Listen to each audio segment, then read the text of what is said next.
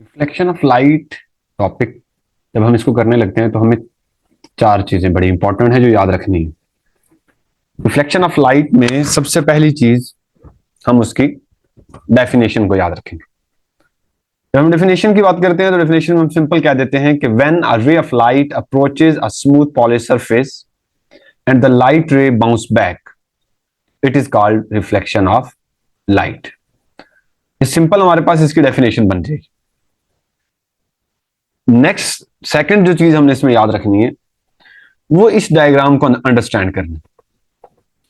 ये जो डायग्राम है इसको अंडरस्टैंड करने की कोशिश करते हैं।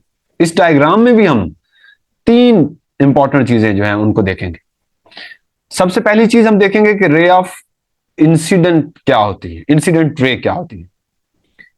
इंसिडेंट रे जो हमने फॉल की, लेट्स सपोज हम लेजर लाइट यूज कर रहे हैं, लेजर लाइट को हमने मिरर के ऊपर फॉल किया। अब जो रे ऑफ लाइट जा रही है this is called incident. Let's suppose ये मिरर की सरफेस है, जिस पॉइंट पे टकरा रही है अगर इसके ऊपर परपेंडिकुलर ड्रा करें तो ये परपेंडिकुलर कहलाता है नॉर्मल। ये परपेंडिकुलर क्या कहलाएगा? नॉर्मल। अच्छा, इंसिडेंट रे है ये। अब ये नॉर्मल के साथ कुछ ना कुछ एंगल बना रही है। ये एंगल को हम रिप्रेजेंट करेंगे आई से, और आई ये है एंगल ऑफ इंसिडेंस। यहां से बाउंस बैक हो रही है, जैसे कि हमने डेफिनेशन में स्टडी किया। बाउंस बैक होने के बाद जो रे आ रही है इसे कहते हैं हम रिफ्लेक्टेड रे। अब ये भी कुछ ना कुछ एंगल बना रही होगी, किसके साथ? नॉर्मल के साथ। This angle is called reflected angle, angle of reflection.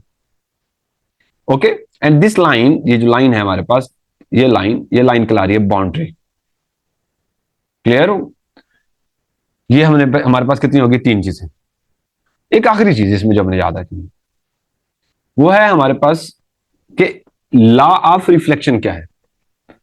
Law of reflection, law of reflection में सिंपल हम कह देते हैं angle of incidence is equal to angle of reflection. Angle of incidence is equal to angle of reflection. ये आपने याद रखना है, यानी कि जितना आई होगा उतना ही आर होगा। पर जब हम एग्जामिनेशन में अगर ये क्वेश्चन आ जाता है तो वहां पर हमें क्या ख्याल रखना पड़ेगा?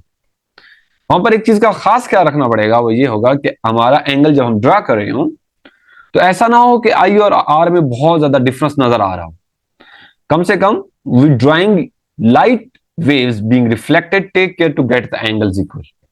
हमें खास ख्याल रखना है कि दोनों एंगल आपस में इक्वल होने चाहिए। ये नहीं, बेस्ट ये है कि आप प्रोटेक्टर को यूज करें और दोनों एंगल को करें। एक एंगल हमारे पास 45 डिग्री का, तो दूसरा एंगल भी कितने डिग्री का होना चाहिए? 45 डिग्री का होना चाहिए।